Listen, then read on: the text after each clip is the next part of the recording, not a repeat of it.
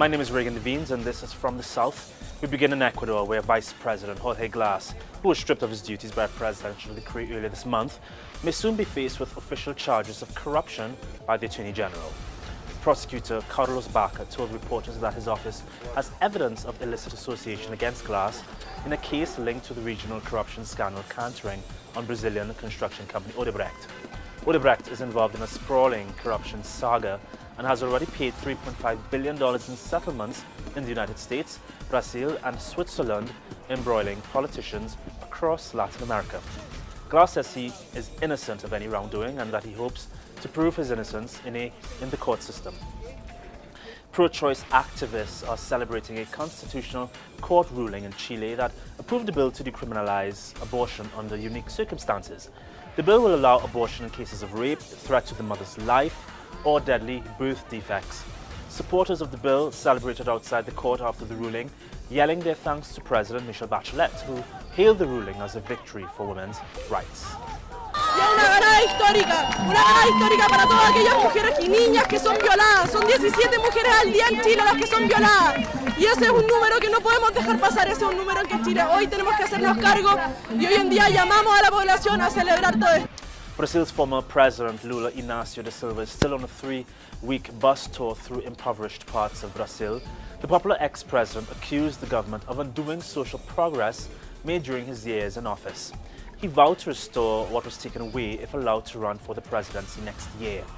At an unplanned stop where villagers blocked the road to welcome him, chanting "Out with Temer," Lula said they are selling Brazil for scrap, referring to a government plan to sell public assets and infrastructure concessions. Millions of Brazilians were lifted from poverty during Lula's 2003 to 2010 government.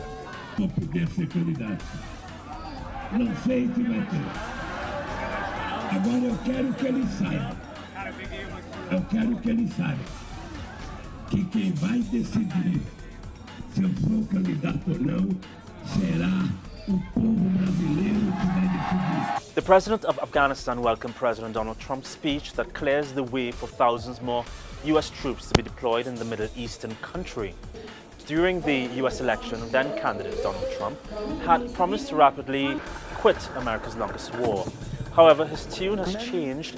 He admits that things are different now that he is in the Oval Office.